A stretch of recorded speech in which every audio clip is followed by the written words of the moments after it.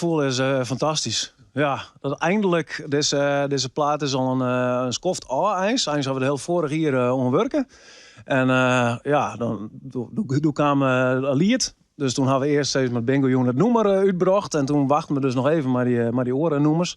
Maar dat we nou al die de hele keppel los laten kennen op het volk. Dat, ja, daar ben we heel blij om. Het is koersje, het is oorlog, het is bingo. Op iPod dan doe ik echt wel de uptempo nummers. Daar maakten we er echt gewoon een feestje van. Zeg maar. Oké, echt even de beuker in. Dus. Ja, zeker. Ja, een beetje afwisseling, dat vinden we wel mooi. Ja, ja. zeker. Maar morgen, die toekomst leidt in de muziek dus? Ja.